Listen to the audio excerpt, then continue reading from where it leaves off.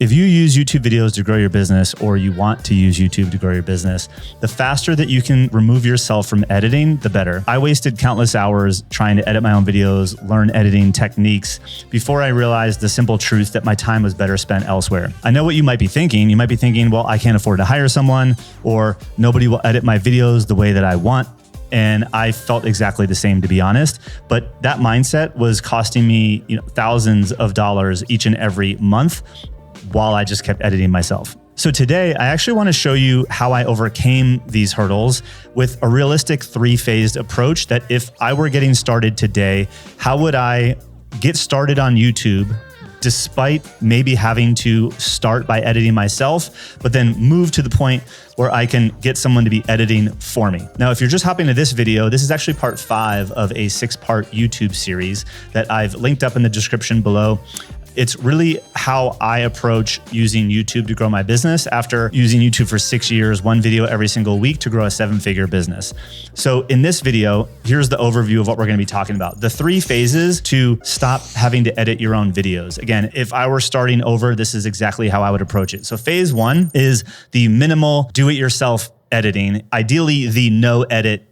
Phase 2 is using editing services. And then phase 3 is hiring someone either in-house or dedicated to editing your videos. And if you're serious about using YouTube to grow your business, well, we are actually hosting a live 6-week YouTube Accelerator inside of our collective membership, where we're going to walk you through our YouTube client machine playbook to build out the core conversion videos, connection videos, and capture videos inside of your YouTube funnel so that you can turn viewers into buyers. There's more information in the description to learn more about it and hop in. So let's talk about phase 1, the minimal DIY editing philosophy. So you might be saying, what do you mean by like the no edit style? Well, there's a handful of people out there right now that are creating very simple talking head videos just like this.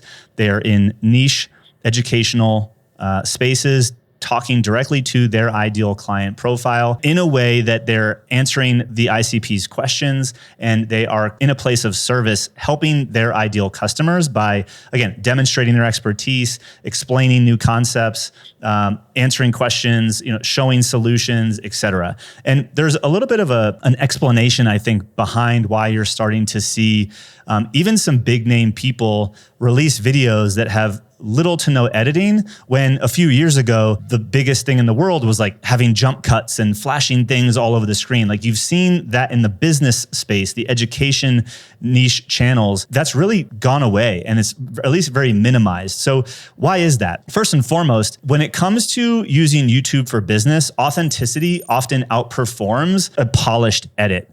Okay. Yes, you want to have your video quality look good and your audio quality be good, but you're not trying to TikTokify your YouTube videos, and that editing style, like the TikTokification, if you will, fast moving short clips, zoom in, zoom out overlays to keep people's attention, is on a platform where, again, people are scrolling and like you have to keep them engaged. But when someone on YouTube is looking for the answer to a question or is interested in learning a topic, they're coming with a different level of intent, and they don't need all of like the whiz bang. And in fact, I've actually had people comment on my videos that we used to over edit, which I agree we did, and it actually distracted them from getting the takeaways from the content that I was sharing in the video. I think there's been this rise in people releasing videos even with Loom and no fancy cameras. And like, let me just quickly kind of show you a few channels that I've seen thriving like this.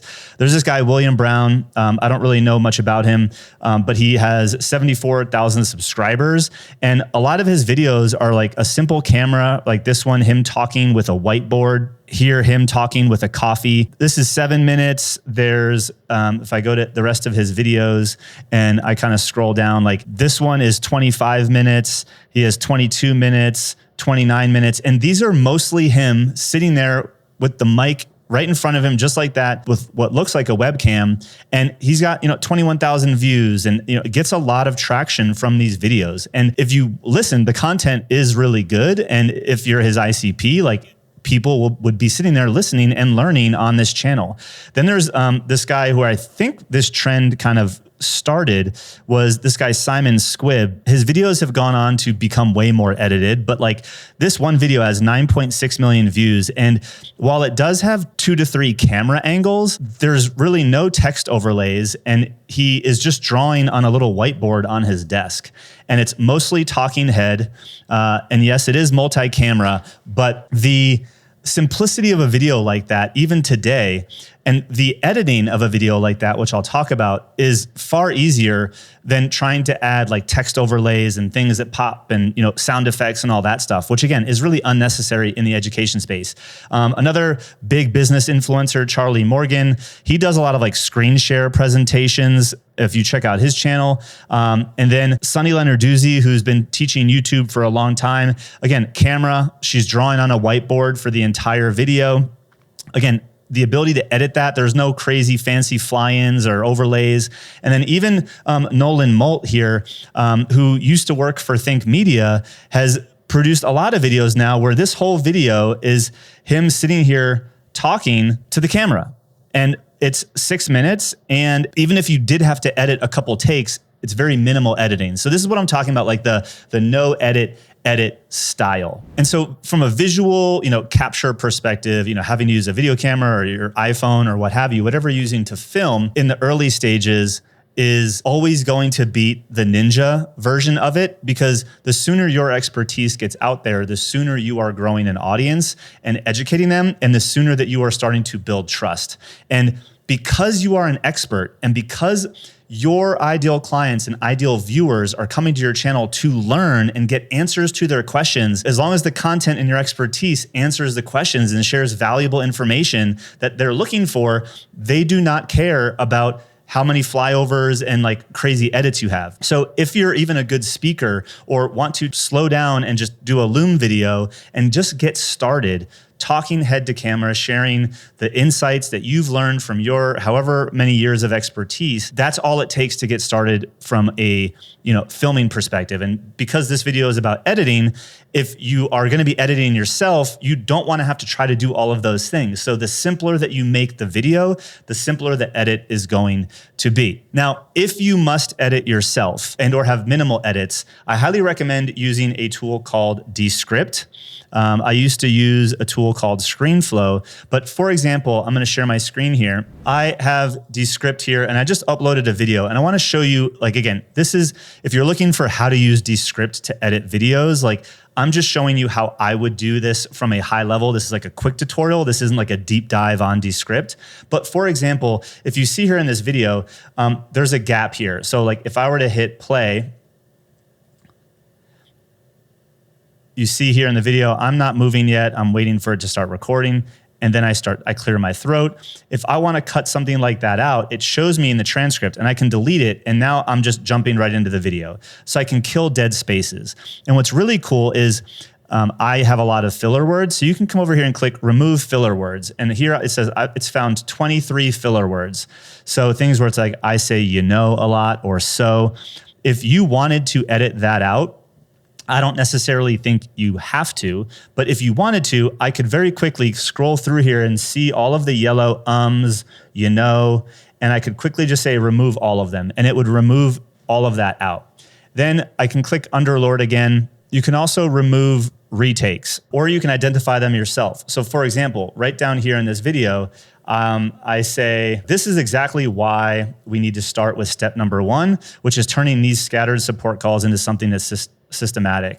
And I realized that I messed it up, right? And so I said it again. This is exactly why we need to start, right? So I could come in here and just delete this, highlight it, and delete it, and then delete that little gap, and delete that little gap. And now I have the right take. In my last video, I talked about how when you're filming, you might do a couple takes. Like you might need to say the same sentence 3 or 4 times to nail it, or read the few bullet points that you have 3 or 4 times to nail it. Well, you obviously don't want to just submit the video and publish the video with all of the, you know, the mistakes. So you want to come into something like Descript and just find the one time you nailed it and delete the bad portions. And so when I mean simple editing, it's removing the, you know, the retakes, it's removing the filler words and condensing the video down to just like the parts that you nailed. So that's what I mean in inside of Descript. There's other really great features like shortening word gaps. So do away with awkward silences. Studio sound, you can improve your quality. And if you really wanted to, you could start adding in elements, dynamic text overlays, very minimal if you really wanted to, and even add captions if you wanted to. So this is really good for when you do short form content. So that kind of no edit to minimal editing style is really that phase one. It gets you started, it gets you out there producing videos and start adding value, building your audience and driving views.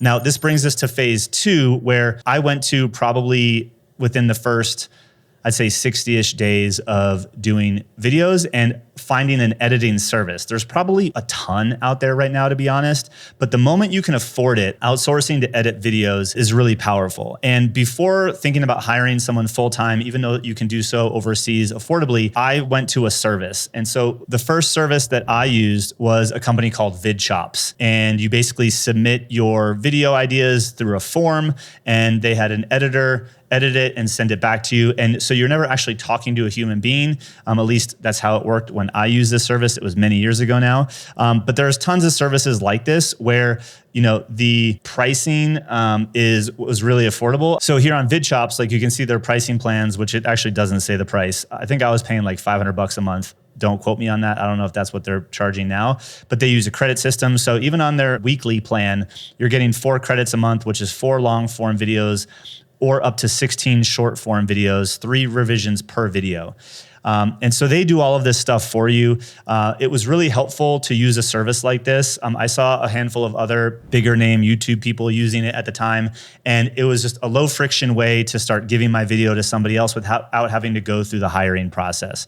Again, I'm sure there's other services just like them, and arguably, there's probably even AI now. I haven't played with that just because I currently have an editor, but there's probably solutions out there right now that are AI driven that are probably equally as good as a video productized service, which brings us to phase 3, which is bringing someone on full time to edit, like a dedicated person. For me, this is like an in-house person. So as you start to scale, take YouTube more seriously, I think bringing someone in-house that you can communicate with is really powerful.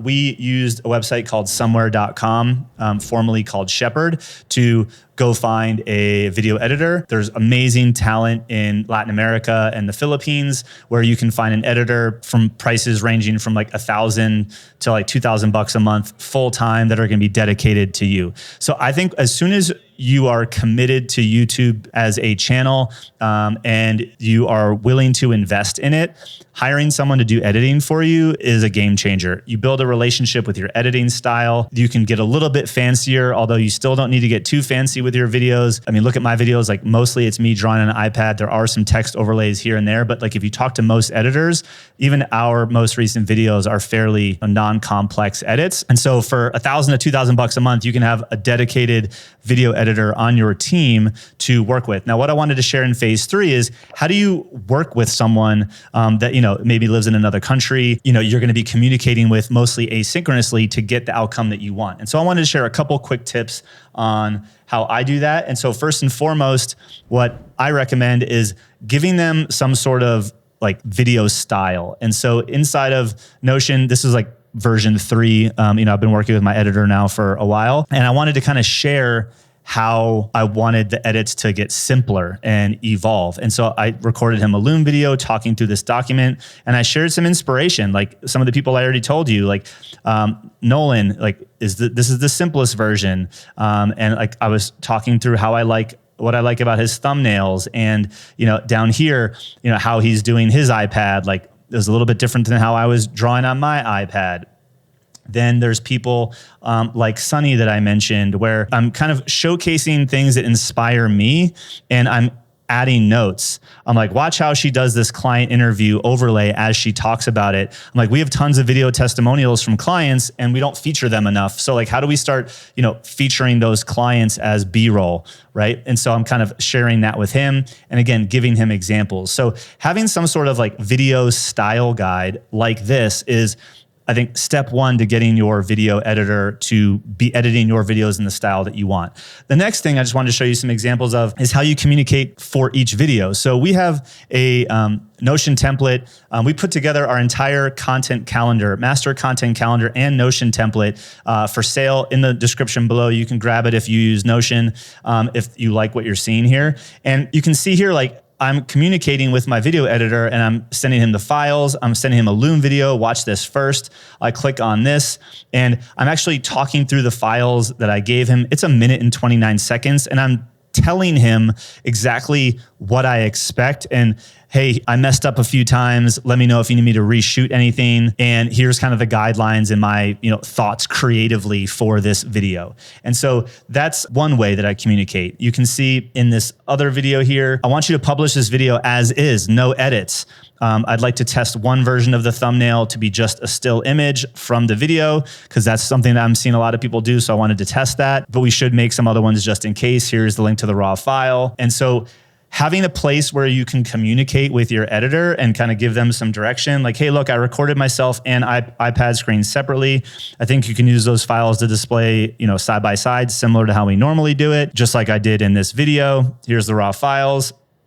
And yep, that's what I have in mind. So once you have a place to communicate with your editor, you can reference back to styles. You can give them creative direction asynchronously using, whatever your project management tool is. Again, if you want the template that we use, I've linked it up for sale, super affordable to grab our entire master content calendar, which has our YouTube script outlines, all that great stuff, all built into Notion. So again, if you're here to take YouTube seriously for your business, simple edits are what's working right now. And like I said, there's even a trend of people doing no edits. So there's really no reason why you can't get started, because there's plenty of people just with a whiteboard and or a webcam using Loom videos to get started. Now, that doesn't mean you always have to stay that way, which is why I call it phase one. Phase two is finding some sort of editing service or possibly software that lets you edit. And phase three is bringing in that editor. Now, some of you might already have the money and or be willing to jump right to phase three. That is totally fine, in my opinion.